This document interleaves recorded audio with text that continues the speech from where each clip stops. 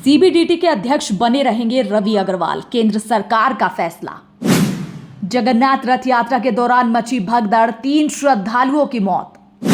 लड़की की लाठी डंडों से सरेराह पिटाई, लोग देखते रहे तमाशा। पीएम मोदी के मन की बात का 123वां एपिसोड जारी। पीएम बोले, इमरजेंसी लगाने वालों ने की थी संविधान की हत्या।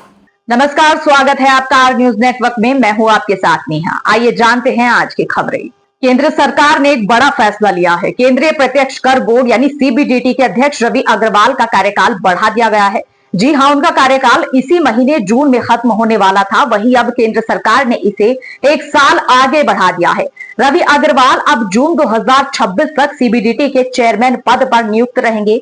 आपको बता दें कि रवि अग्रवाल 1988 बैच के भारतीय राजस्व सेवा अधिकारी हैं। जून 2025 में वो रिटायर होने वाले थे, मगर अब उनकी सेवा 1 साल के लिए बढ़ाई गई है। केंद्र सरकार के आदेशानुसार अब रवि अग्रवाल जून 2026 में सेवानिवृत्त होंगे। फिलहाल उनका कार्यकाल 1 जुलाई 2025 से 30 जून 2026 तक या अगला आदेश आने तक बढ़ाया गया है। ओडिशा के पुरी जिले में भगवान जगन्नाथ की रथ यात्रा के दौरान श्री गुंडीचा मंदिर के पास रविवार सुबह हुई एक भगदड़ में कम से कम 3 श्रद्धालुओं की मौत हो गई और 100 से ज्यादा लोग घायल बताए जा रहे हैं। यह हादसा सुबह करीब 4 बजे हुआ, जब श्री गुंडीचा मंदिर के सामने रथ पर विराजमान भगवान जगन्नाथ के दर्शन के लिए भारी भीड़ जमा थी। उसी दौरान वहां धक्का मुक्की हो गई और भगदड़ जैसी स्थिति बन गई। घटना में घायल लोगों को नजदीकी अस्पताल में भर्ती कराया गया है, जिनमें से 6 की हालत गंभीर बताई जा रही है। मामले की जांच शुरू कर दी गई है। वहीं प्रशासन हालात पर नजर बनाए हुए है। भीड़ को नियंत्रित करने और घायलों को राहत पहुंचाने के लिए भारी सुरक्षा बल तैनात किए गए हैं। कुछ स्थानीय लोगों का कहना है कि प्रबंधन ठीक नहीं था। वीआईपी के लिए नया रास्ता बनाया गया था और आम लोगों को दूर से ही बाहर निकलने को कहा गया। लोग प्रवेश द्वार से ही बाहर निकलने लगे, जिससे भीड़ बढ़ गई। यातायात व्यवस्था भी ठीक नहीं थी। कई वाहन मंदिर के पास आ गए। प्रशासन ने भीड़ को ठीक से नियंत्रित ही नहीं किया। सबसे बड़ी समस्या निकास द्वार की थी। इसके अलावा पुरी मंदिर में भगदड़ से मची अफरा तफरी के बाद ओडिशा के मुख्यमंत्री मोहन चरण मांझी ने बयान जारी कर भगवान जगन्नाथ के भक्तों से इस दुखद घटना के लिए माफी मांगी है। गाजियाबाद में एक लड़की की सरेराह पिटाई कर दी गई। लाठी और डंडों से पीटा गया। लड़की को गंभीर चोटें भी आई हैं। इस घटना का एक्सक्लूसिव वीडियो हम आपको दिखाते हैं।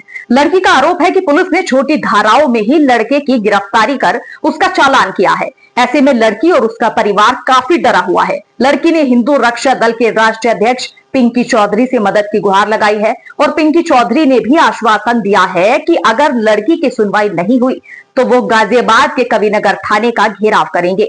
आपको बता दें कि लड़की ने ऑन कैमरा गाजियाबाद में चल रहे अवैध हुक्का बार के नाम भी बताए हैं, जहां पर डेटिंग ऐप के जरिए युवतियों के द्वारा नवयुवकों को बुलाकर नशा परोसा जाता है और उनसे महंगी रकम ऐंठी जाती है। जी हां, ये पूरा मामला यहीं से जुड़ा हुआ है। आपकी जानकारी के लिए बता दें कि ये युवती भी एक हुक्का बार में काम करती थी, लेकिन जब इस लड़की ने हुक्का बार संचालक को मना किया कि वो कोई भी डेटिंग ऐप के जरिए किसी भी नवयुवक को बहला फुसलाकर पैसों की ठगाई का काम नहीं करेगी, तो बार संचालक ने ही उसकी सरेराह डंडों से पिटाई कर दी। फिलहाल युवती काफी डरी हुई है। प्रधानमंत्री नरेंद्र मोदी के रेडियो शो मन की बात का 123वां एपिसोड जारी हो गया है। देशवासियों को संबोधित करते हुए उन्होंने कहा कि 21 जून को देश और दुनिया भर में लाखों लोगों ने अंतर्राष्ट्रीय योग दिवस समारोह में हिस्सा लिया। इसकी शुरुआत 10 साल पहले हुई थी। इन 10 सालों में हर साल उसकी परंपरा पहले से ज्यादा भव्य होती गई। ये दर्शाता है कि ज्यादा से ज्यादा लोग योग को अपने जीवन में शामिल कर रहे हैं। लंबे समय के बाद कैलाश मानसरोवर की यात्रा शुरू हुई है। हिंदू, बौद्ध, जैन परंपरा में कैलाश को श्रद्धा का केंद्र माना गया है। ये यात्राएं शरीर के अनुशासन का, मन की शुद्धि का, आपसी प्रेम और भाईचारे के साथ साथ प्रभु से जुड़ने का माध्यम है। उन्होंने ये भी बताया कि विश्व स्वास्थ्य संगठन यानी WHO ने भारत को ट्रैकोमा फ्री घोषित कर दिया है। अब भारत ट्रैकोमा मुक्त देश बन चुका है।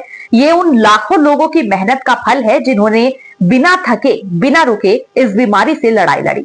ये सफलता हमारे हेल्थ वर्कर्स की है। इसके साथ ही इमरजेंसी के दौर को याद करते हुए पीएम मोदी ने कहा कि इमरजेंसी लगाने वालों ने न सिर्फ हमारे संविधान की हत्या की, बल्कि उनका इरादा न्यायपालिका को भी अपना गुलाम बनाए रखने का था। इस दौरान लोगों को बड़े पैमाने पर प्रताड़ित किया गया था। इसके ऐसे अनेक उदाहरण हैं जिन्हें कभी भी भुलाया नहीं जा सकता। देश के 95 करोड़ लोग किसी न किसी सरकारी योजना का लाभ उठा रहे हैं। इन सफलताओं ने एक विश्वास दिलाया है कि आने वाले समय में भारत और सशक्त होगा। उन्होंने कहा कि साथियों, जन भागीदारी से देश और आगे बढ़ रहा है। इसके अलावा पीएम मोदी ने अपने कई विचार और भी जनता के साथ साझा किए।